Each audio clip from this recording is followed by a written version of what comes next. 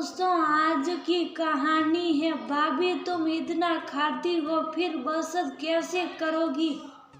दोस्तों, कहानी शुरू करने से पहले अगर आपने चैनल को सब्सक्राइब नहीं किया हो तो कर लीजिए ताकि आपके पास पहुंच सके हर नया वीडियो।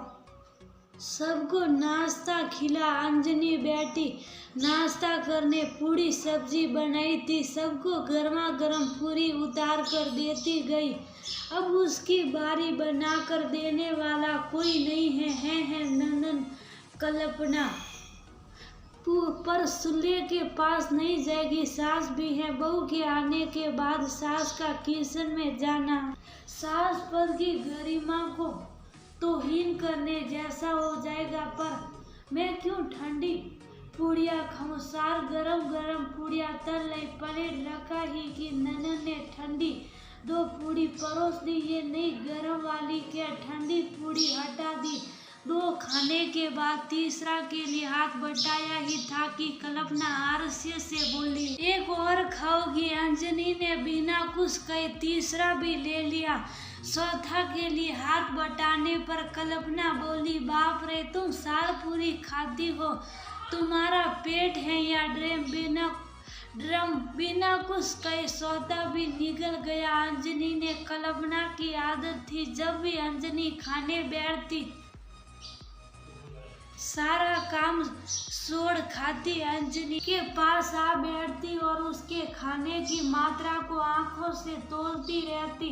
सास भी दूर बैठे देखती पर कहती कुछ नहीं। अंजनी के भैया एक दिन पहले रसगुल्ले दे गए थे। सभी ने नाश्ते में खाया। डिब्बा खोला। बड़ा सही देख अंजनी उसको 2 टुकड़े करने जब तक समझ रही थी तब तक कल्पना ने डब्बा बंद कर फिर से फ्रिज में घुसा जाने लगी। अंजनी ने फ्रिज से डब्बा निकाला। जाती हुई कल्पना वही खड़ी हो गई। बोली, अभी तो सार पूरी खाई। तुम्हारे पेट में अभी भी जगह है। कल्पना के पति का ट्रांसफर हो गया था। बच्चे बार अधिक का समय मायके में ही रहती। अपने दोनों भाइयों मेहमानों को मना करते रहने के बावजूद भी ठूस ठूस खिलाया करती। सही साथी अंजनी के लिए कम से कम बसे। अंजनी की साथ तो बस इतनी सी थी कि उसके खाने की मात्रा को न गिना जाए न तोला जाए।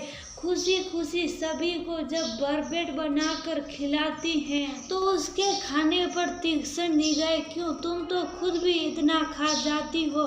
बस क्या करोगी। किफायतें करना आता भी है। आज अंजना सुनने के मूड में न थी। बोली, क्यों दीदी, सारी किफायतें सिर्फ मेरे न खाने से या कम खाने से हो जाएगी तो फिर क्या काम करती हूँ। कल से मैं भी आपकी तरह अपने मायके में जा रहूंगी तो मेरे हिस्से का सारा खाना बचा कर किफायती कर लीजिएगा।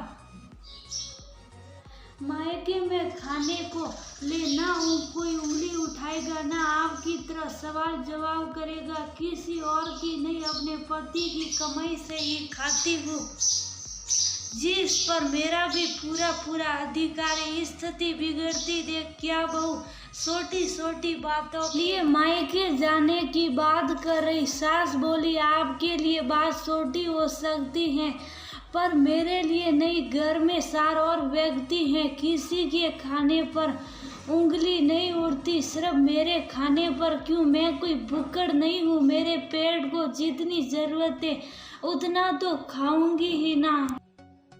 4 पूड़ियाँ गिनने वाले दिन भर में मैं कितने काम करती हूँ कभी गिन लेते।